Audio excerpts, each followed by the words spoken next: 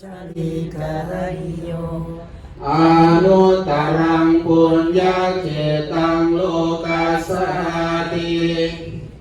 กายนวจายวเจตสวา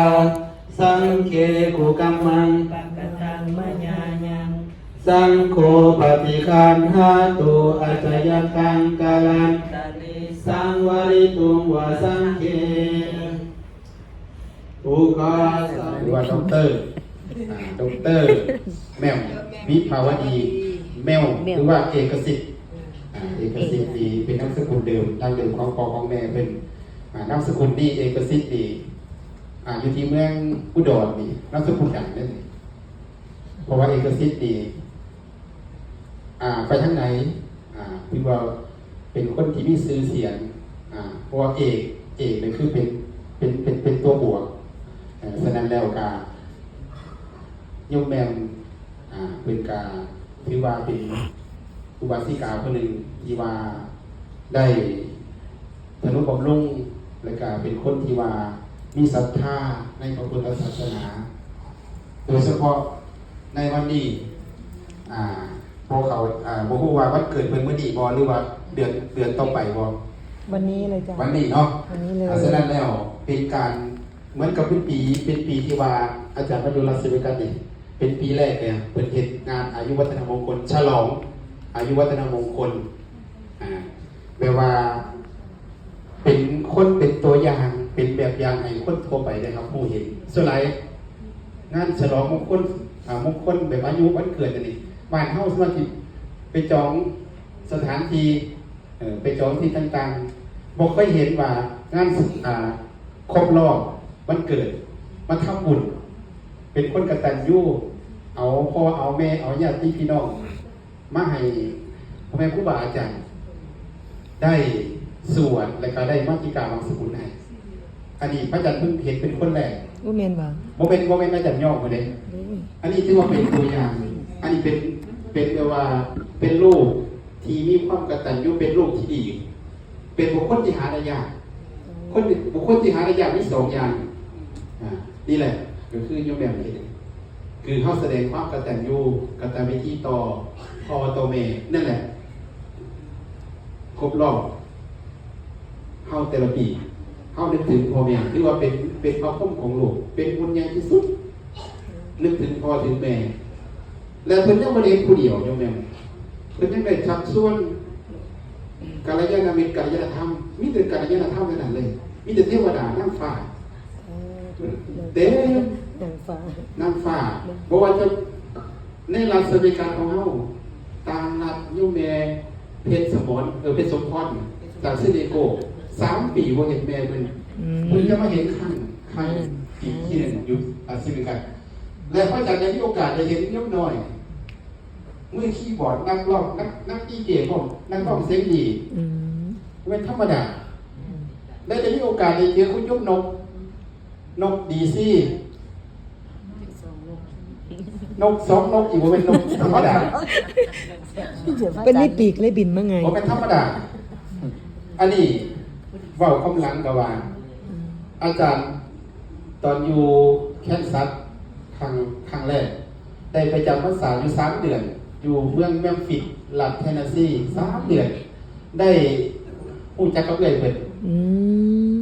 ฉะนั้นแล้วเป็นบุญกับแม่นมาพอกันอยู่เห็นอยู่รัศมีกันเพิ่นก็จำอาจารย์บ่ได้แต่ว่าอาจารย์จำเพิ่นได้ตอนนี้เพิ่นดังแล้วเป็นคนอาจารย์ยังบ่ดังนี่ดังแล้วบ่เป็นคนเพิ่นดังตอนนี้เพิ่นใช้ชื่อว่าดอกฟ้าเพชรพลสันไม่ธรรมดาดังนั้นแล้วโยมมันพี่น้องนักศิลปะเฮานี่เฮาก็มีนักร้องคนนึงนะฉะนั้นแล้วสิได้อาศัยเพิ่นได้นกสองนกนี่แหละบินมาเด้อจะบินมาเด้ออันนี้อาจารย์ย่องเด้อเพราะว่า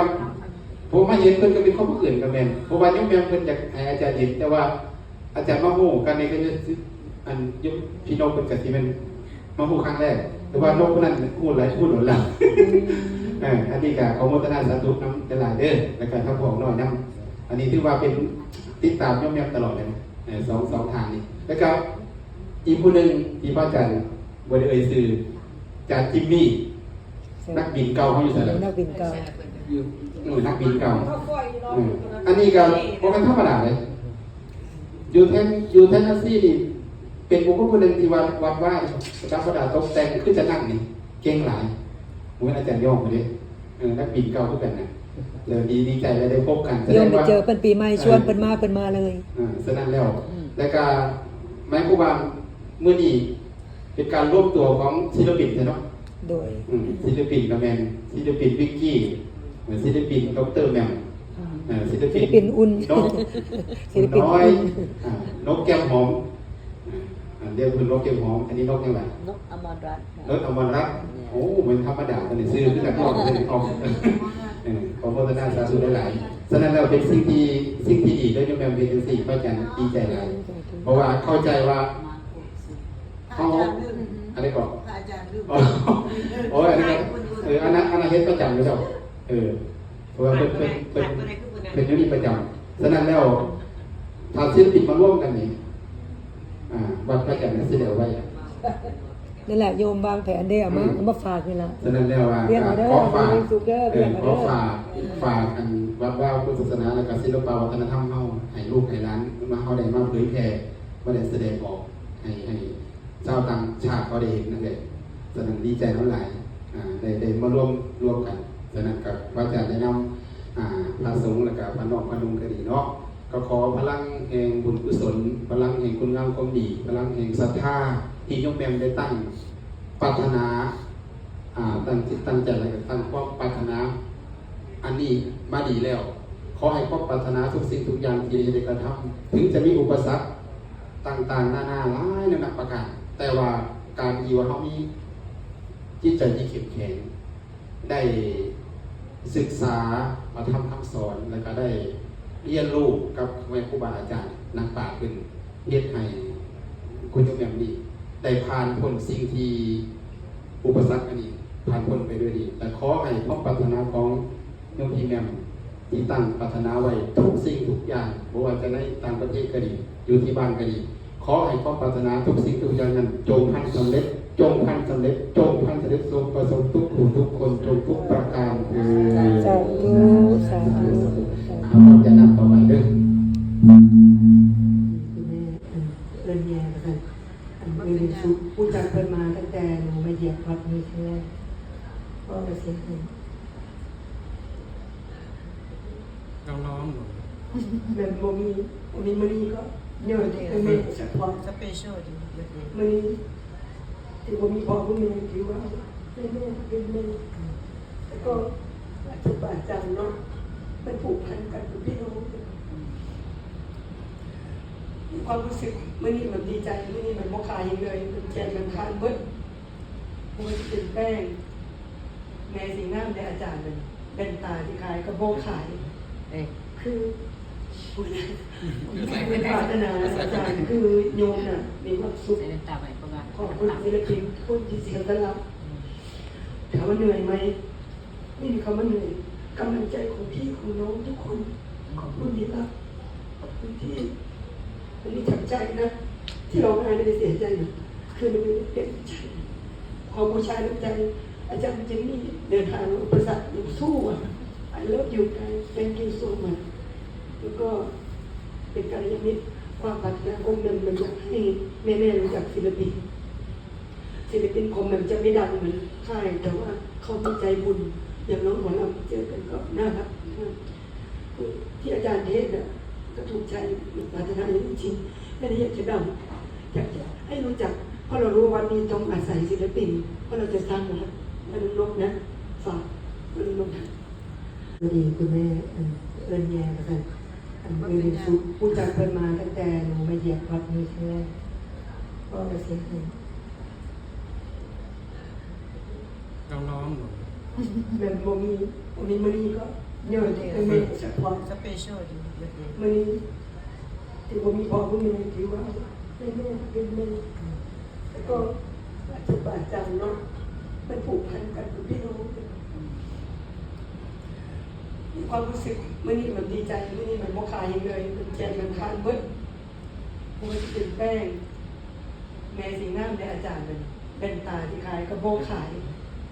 ค คือเป็นปรารถนาอาจารย์คือโยมน่ะมีความสุข ใส่ตาไปเพราะว่า ขอบคุณศิลปินผู้ที่เสียสละถามว่าเหนื่อยไหมไม่มีคำว่าเหนื่อยกำลังใจของพี่ของน้องทุกคนขอบคุณที่รักขอบคุณที่อันนี้จากใจนะ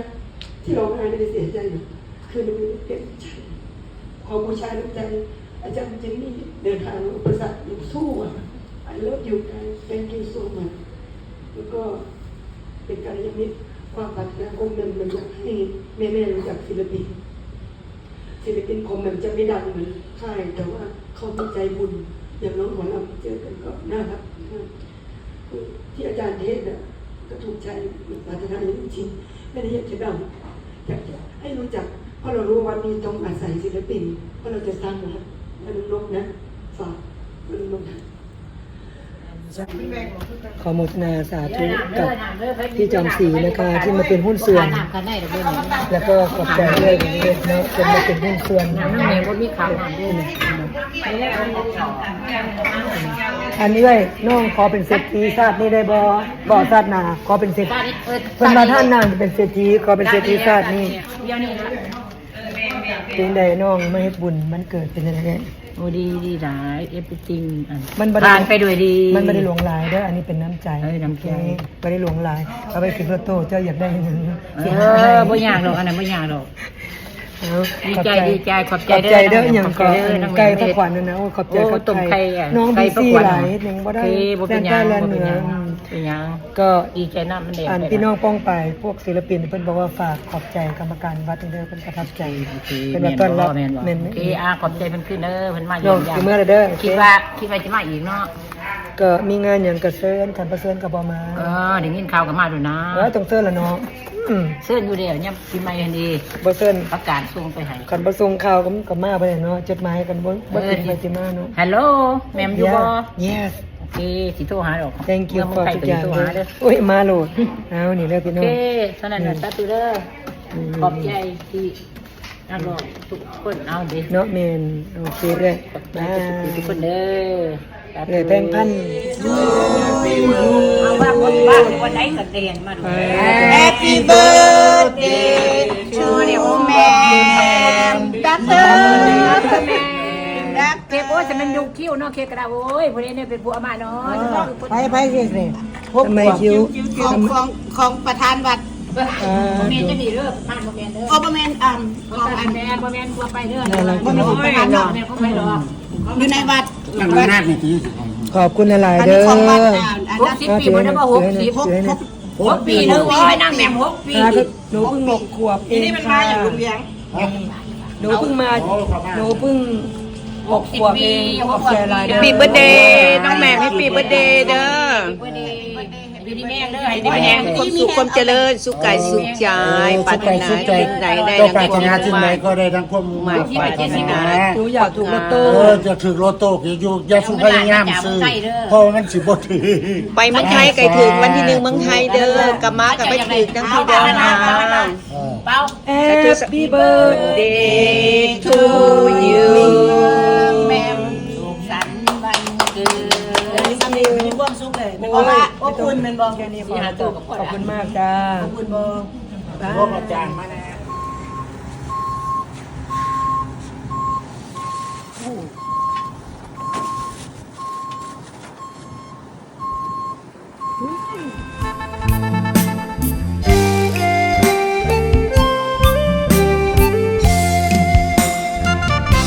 จะเลือกคำใดคำขอบใจหรือว่าขอบคุณ มันล้นในดวงกะมนคำขอบคุณนั้นยังบ่พอ มานั่งควรคิด สิเลือกคำใดกันหนอเพื่อให้มีค่าสูงพอให้เหนือกว่าคำว่าขอบใจคิดอยู่ตั้งดนเรื่องบุญคุณน้ำใจลูกค้ามันหนักเท่าดวงสิว่าเทียบคุณค่านั้นพอเป็นไปน้ำใจทุกหยดขอจดไว้บนดวงใจ จะจำจนซีดเมื่อลายขอตั้งใจหักสายมวนสนใจจริงๆในความรู้สึกฟังเน้นลึกๆยังรู้สึกติดหนี้บุญคุณขอยอมหับไว้บ่ให้เสื่อมคลายหายสูญเงินทองที่ท่านเกื้อกูลขอเถิดทูลไว้ในดวงใจขอปฏิญาณขอสาบานไว้กับลูกค้าทีมงานจะขอตั้งตาขอสัญญาทำงานด้วยใจหับใส่ลูกค้าเหงามงข้าแม่ลาวไทยให้เป็นทีวีขวัญใจข้าแม่ลาวไทยที่ได้อุดหนุน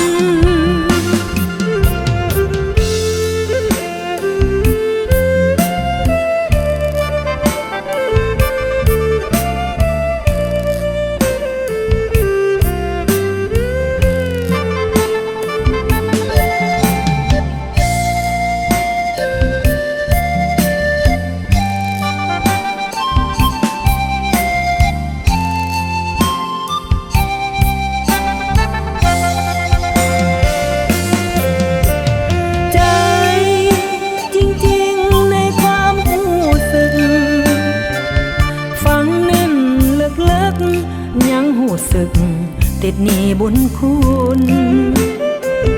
ขอยอมหับไว้บ่ให้เสื่อมคลายหายสูญเงินทองที่ท่านเกื้อกูลขอเถิดทูลไว้ในดวงใจขอปฏิญาณขอสาบานไว้กับลูกค้าทีมงานจะขอตั้งตาขอสัญญาทำงานด้วยใจหับใส่ลูกค้าเหงามงข้าแม่ลาวไทยให้เป็นทีวีขวัญใจข้าแม่ลาวไทยที่ได้อุดหนุน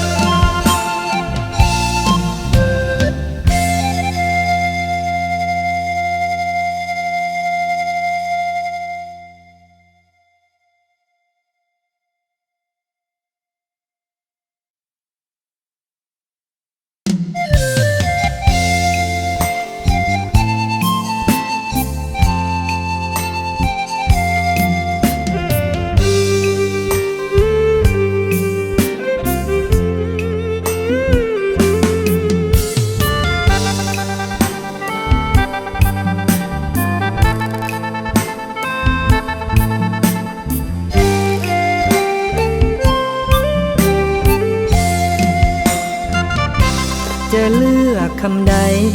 คำขอบใจหรือว่าขอบคุณมันล้นในดวงกมล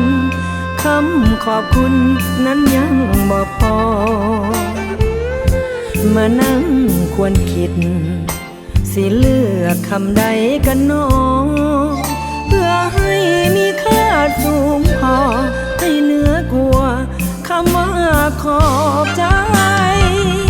คิดอยู่ตั้งดนเรื่องบุญคุณน้ำใจลูกค้า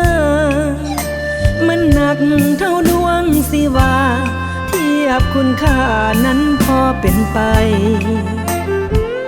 น้ำใจทุกหยดขอจดไว้บนดวงใจจะจำจนซีดเมื่อลายขอตั้งใจหักสายมวนสนใจจริงๆในความรู้สึกฟังเน้นลึกๆยังรู้สึกติดหนี้บุญคุณขอยอมหับไว้บ่ให้เสื่อมคลายหายสูญ นทองที่ท่านเกื้อกูลขอเถิดทูลไว้ในดวงใจขอปฏิญาณขอสาบานไว้กับลูกค้าทีมงานจะขอตั้งตาขอสัญญาทำงานด้วยใจหับใส่ลูกค้าเหงามงข้าแม่ลาวไทยให้เป็นทีวีขวัญใจข้าแม่ลาวไทยที่ได้อุดหนุน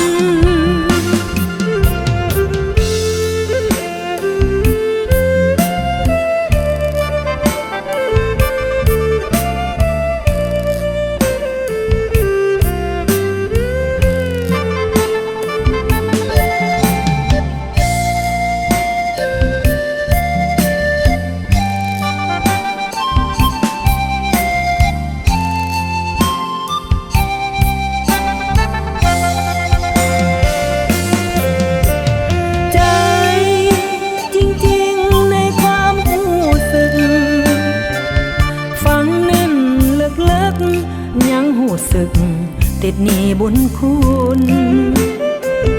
ขอยอมหับไว้บ่ให้เสื่อมคลายหายสูญเงินทองที่ท่านเกื้อกูลขอเถิดทูลไว้ในดวงใจขอปฏิญาณขอสาบานไว้กับลูกค้าทีมงานจะขอตั้งตาขอสัญญาทำงานด้วยใจหับใส่ลูกค้าเหงามงข้าแม่ลาวไทยให้เป็นทีวีขวัญใจข้าแม่ลาวไทยที่ได้อุดหนุน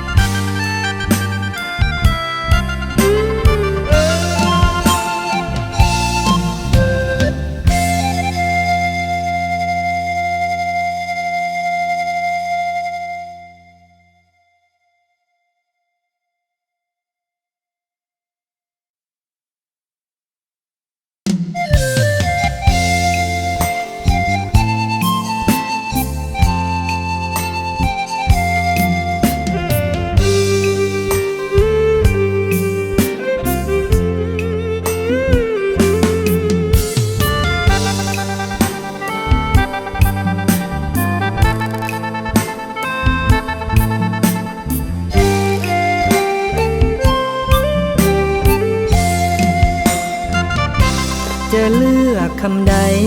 คำขอบใจหรือว่าขอบคุณมันล้นในดวงกมลคำขอบคุณนั้นยังบ่พอ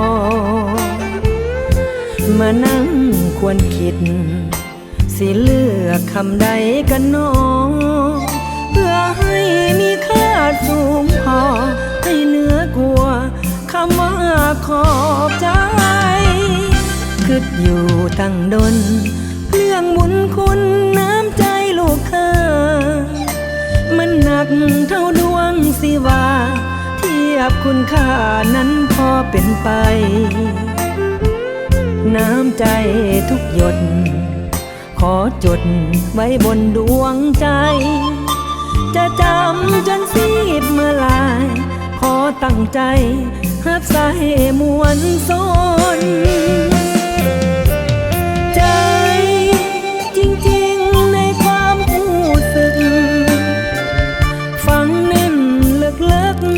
ยังหูสึกติดหนี้บุญคุณขอยอมหับไว้บ่ให้เสื่อมคลายหายสูญเงินทองที่ท่านเกื้อกูลขอเถิดทูลไว้ในดวงใจขอปฏิญาณขอสาบานไว้กับลูกค้าทีมงานจะขอตั้งตาขอสัญญาทำงานด้วยใจหับใส่ลูกค้าเหงามงข้าแม่ลาวไทยให้ ใจข้าแม่ลาวไทยที่ได้อุดหนุน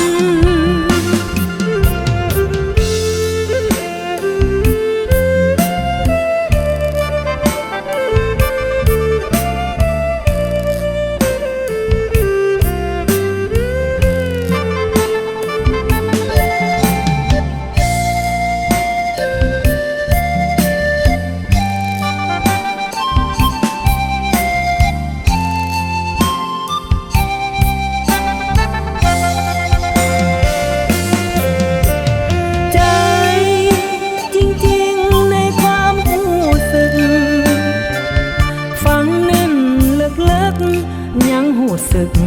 ติดหนี้บุญคุณขอยอมหับไว้บ่ให้เสื่อมคลายหายสูญเงินทองที่ท่านเกื้อกูลขอเถิดทูลไว้ในดวงใจขอปฏิญาณขอสาบานไว้กับลูกค้าทีมงานจะขอตั้งตาขอสัญญาทำงานด้วยใจหับใส่ลูกค้าเหงามงข้าแม่ลาวไทยให้เป็นทีวีขวัญใจข้าแม่ลาวไทยที่ได้อุดหนุน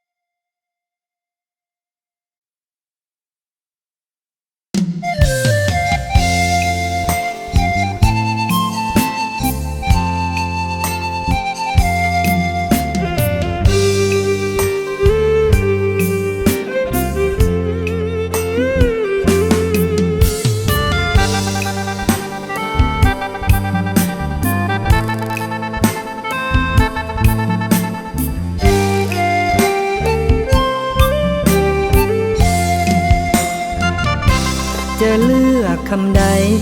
คำขอบใจหรือว่าขอบคุณมันล้นในดวงกมลคำขอบคุณนั้นยังบ่พอมานั่งควรคิดสิเลือกคำใดกันหนอเพื่อให้มีค่าสูงพอให้เหนือกว่าคำว่าขอบใจคิดอยู่ตั้งดนเรื่องบุญคุณน้ำใจลูกค้ามันหนักเท่าดวงสิว่าเทียบคุณค่านั้นพอเป็นไปน้ำใจทุกหยดขอจดไว้บนดวงใจจะจำจนซีดเมื่อลายขอตั้งใจหักใส่มวลสน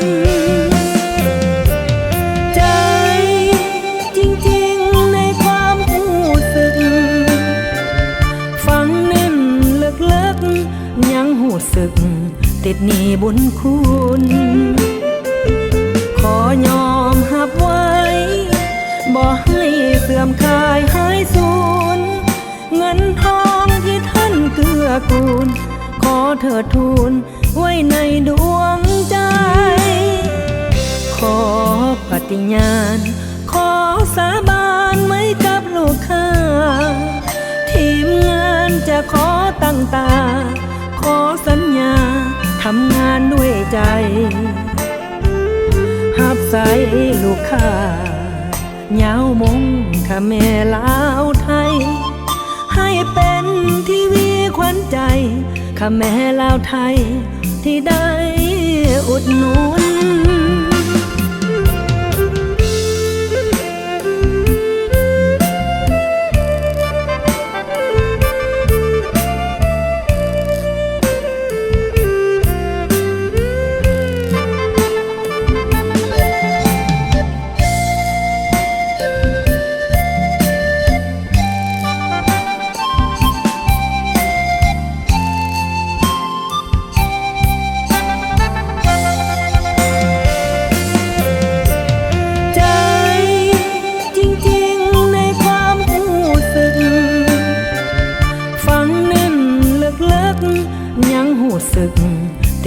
บุญคุณ